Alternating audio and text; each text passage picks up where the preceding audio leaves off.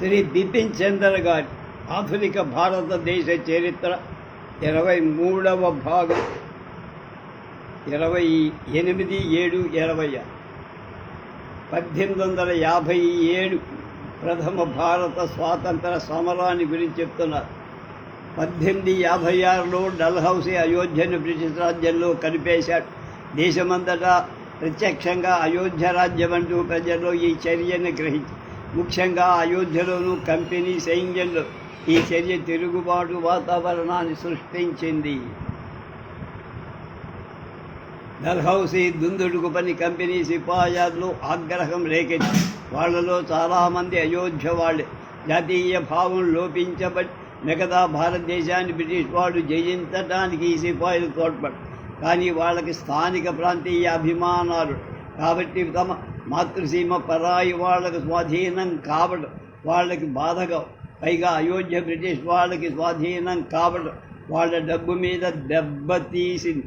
అయోధ్యలో వాళ్ళ కుటుంబాలు సాగు చేసుకుంటున్న భూమి మీద విపరీతంగా శిస్తులు ఏర్పాటు చేశారు. నవాబు అతని దళూకాదారుల పీడ నుంచి ప్రజలు విముక్తి చేసే సాగు చెప్పి డల్హౌసీ అయోధ్యను స్వాధీనం చేశారు. కానీ బ్రిటిష్ రాజ్యంలో సైతం ప్రజలకి కొద్దిగా కూడా లాభం కలగదు. ఆ మాటకు వస్తే ప్రజలు లోగడ కన్నా ఇంకా ఎక్కువ భూమి శిస్తు కట్టాల్సి వస్తుంది. ఆహారం, ఇళ్ళు, పడవలు, నల్లమన్, న్యాయ విచారణ వగైరా మీద అదనంగా పన్ను కట్టాల్సి వచ్చి భారతదేశంలో మిగతా ప్రాంతాలు మాదిరిగా రైతులు, పాత జమీందారు తమ భూమి పుట్ట కొత్త జమీందారులకి, వడ్డీ వ్యాపారస్తులకి కట్టబెట్టసాగి నవాబు పరిపాలనా యంత్రాంగం రద్దు కావడంతో వేల మంది ఉద్యోగాలు బ్రతుకు తెరువు కోల్పోయాయి. ప్రతి కుటుంబం నిరుద్యోగవాతమై. అదేవిధంగా అయోధ్య రాజసభకి సర్దారుల వస్తువుల వగైరా సరఫరా చేస్తూ జీవనం సాగించే వ్యాపారస్తులు, కర్మకారుడు జీవనోపాధి కోరు. బ్రిటిష్ పాలకులు వీళ్ళెవరికి ప్రత్యామ్నాయ ఉపాధి కల్పించాల. పైగా తాలూకాదారుల, జమీందారుల భూములు కోల్పోయిన ఈ తాలూకాదారు బ్రిటిష్ పాలకి బద్ధ శత్రువులుగా మారారు. డల్హౌసీ స్వదేశ రాజ్యాల బలవంతపు ఆక్రమణ స్వదేశ సంస్థానాధీశుల గుండెల్లో రైళ్లు పైకి మానం మర్చిపోయిన బ్రిటిష్ వాళ్ళకి గులాంగిరి చేస్తున్న బ్రిటిష్ వాళ్ళ దురంత రాజ్య విస్తరణ దురాశ చల్లారలేదని స్వదేశ రాజులు గ్రహించారు. స్వదేశ రాజులకు వాచ్యంగా లిఖితపూర్వంగా ఇచ్చిన హామీలు పదే ఉల్లంఘించడం వల్ల పైకి మిత్రులుగా, రక్షకులుగా నటిస్తూ స్వదేశ రాజుని దాసులుగా మార్చడం వల్ల బ్రిటిష్ వాళ్ళ రాజకీయ ప్రతిష్ట ఘోరంగా దెబ్బతి. డల్హౌసీ అనుసరించిన ఈ రాజ్య విలీన విధానం నానాసాహెబ్, ఝాన్సీ రాణి, బహదూర్ షా బ్రిటిష్ వాళ్ళకి బద్ధ శత్రువులుగా మారటానికి ప్రత్యక్ష కారణం. 1851లో మరణించిన రెండవ బాజీరావు అతడు బతికి ఉన్నంతకాలం బ్రిటిష్ వాళ్ళు భరణం చెల్లించారు. కానీ అతని వారసుడైన నానాసాహెబ్కు భరణం చెల్లించడానికి నిరాకరించి భర్తని కోల్పోయి రాజ్యాన్ని తన దత్తపుత్రునికి అప్పగించాలని సంకల్పించిన అభిమానవతి ఝాన్సీ లక్ష్మీబాయి ఝాన్సీ ఆక్రమణతో విరోధిగా చేసుకున్నారు. బహదూర్ షా వారసులు చరిత్రాత్మకమైన ఎర్రకోటని విడిచిపెట్టి ఢిల్లీ పరిసరాలలో కుతుబ్ మీనార్ వద్ద సామాన్య గృహంలో మారితే కానీ వీల్లేదని 1849లో డల్హౌసీ ప్రకటించి మొఘల్ వంశ ప్రతిష్టని మట్టిపాలు చేశారు. బహదూర్ షా మరణించాక ఆయన మొఘల్ వారసులెవరూ రాజబిరుదం ధరించకూడదని 1856లో లార్డ్ కానింగ్ ప్రకటించారు. ఆ విధంగా బ్రిటిష్ పాలకులు స్వదేశ రాజులందరి శత్రు శిబిరంలోకి తరిమారు. బ్రిటిష్ పాలనలో మతహాని జరుగుతుందని భీతి ప్రజల్ని బ్రిటిష్ ప్రభుత్వానికి వ్యతిరేకంగా త్రిప్పడంతో ప్రధాన పాత్ర వహించి క్రైస్తవ మిషనరీల కార్యకలాపాలు ఈ భయానికి కారణం. పాఠశాలలు, వైద్యశాలలు, కారాగృహాలు, సంత వీధుల్లో ఎక్కడ చూసినా మిషనరీలు ప్రత్యక్షమయ్యారు.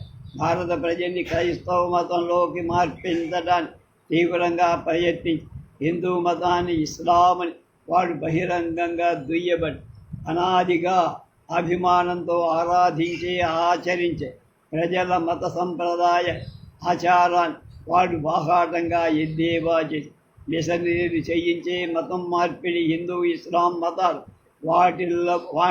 వాటిల్లబోయి ప్రమాదానికి సజీవ ఉదాహరణలుగా ప్రజలకు కనబడి పరాయి ప్రభుత్వం మిషనరీల కార్యకలాపాన్ని బలపరుస్తున్నదనే ప్రజల అనుమానం కొద్దీ ప్రభుత్వ చట్టాల్లో కొందరు అధికారుల చర్యలతో ధృవపడింది.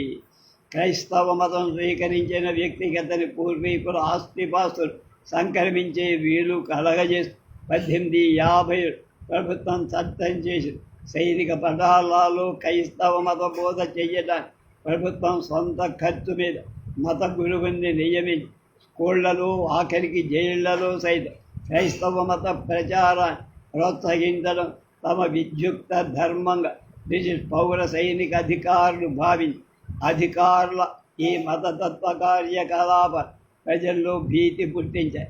1857 ఆర్డి మేకింగ్స్ అనేటువంటి పార్లమెంట్ దిగువ సభలో చెప్పింది చదివాక ప్రజలు తమ భయం నిజమేనని గ్రహించారు. భారతదేశంలో ఆసేతు హిమాచల క్రీస్తు పతాకం విజయ గర్వంతో రెపరెపలాడాలనే ఉద్దేశం భగవంతుడు సువిశాల భారత సామ్రాజ్యాన్ని ఇంగ్లండ్కు అప్పగించాడు.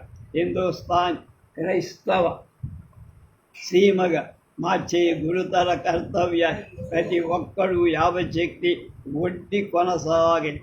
మతహాని గురించి ప్రజల భయాందోళనే కాక భారతీయ సంప్రదాయకరుణ సంస్కరణల వాదుల సలహా మీద ప్రభుత్వం తీసుకున్న కొన్ని మానవతా చర్యలు అనేక మంది హిందూ ప్రజల సాంప్రదాయక మత ఆవేశాన్ని రెచ్చగొట్టి ఒక పరాయి క్రైస్తవ ప్రభుత్వానికి తమ మతంలో ఆచారాలు జోక్యం కల్పించుకునే హక్కు లేదని వాళ్ళ అభిప్రాయపడి సతీ సహగమన నిషేధం, వితంతు వివాహ చట్టం, పాశ్చాత్య చర్య, విద్య బోధించే వారుల పాఠశాలల స్థాపన వంటి ప్రభుత్వ చర్యలని వాడు అనుచిత జక్యంగా భావి దేవాలయాలకు మసీదులకు చెందిన భూముల మీద ప్రభుత్వం పన్నులు విధించినందుకు మతపరమైన ప్రజల మనోభావాలు గాయపడి దేవాదాయ భూముల్ని పూర్వం స్వదేశ రాజులు పన్నుల కింద మినహాయించారు.